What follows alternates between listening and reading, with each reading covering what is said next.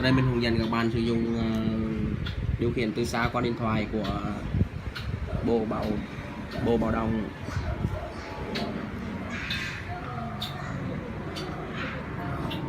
báo động KS 958GSM.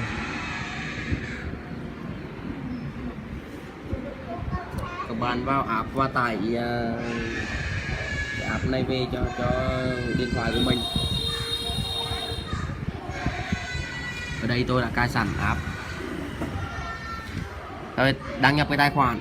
Khi mà đăng nhập tài khoản thì các bạn nhập tên người dùng thì nhập tên gì cũng được. Còn số điện thoại trung tâm mình phải bấm cái số điện thoại đang nằm trong cái bộ báo động vào. Mật khẩu lập trình. Mật khẩu mặc định của nó là đây là mật khẩu của bộ báo động. Mã thiết bị nó mặc định ở như này, các bạn cứ để nguyên như vậy, bấm OK. Trong đây sẽ có một số chức năng của bộ báo động: bật báo động, điều báo động trong nhà hay tắt báo động. Các bạn vào bật báo động. Đấy, nó sẽ tự soạn cho mình một cú pháp để gửi về trung tâm. Các bạn gửi đi thì sẽ bật cái báo động trung tâm lên. Mình không cần phải bấm ở trên remote.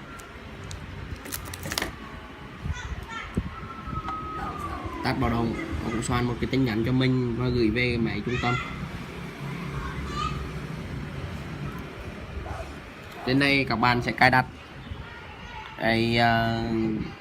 cái chức năng để mà đưa về cái điện thoại của mình, nó bảo vệ cái điện thoại của mình. Đây các bạn nhập số điện thoại vào, 4 số điện thoại, 8 số điện thoại tối đa. Sau khi vào số điện thoại, các bạn chọn số điện thoại và chọn cái cách trung tâm bảo vệ, có thể gọi qua đường bưu điện hoặc là gọi điện trực tiếp hoặc là gọi tin nhắn. Các bạn chọn những đây ở đây. Chào các bạn.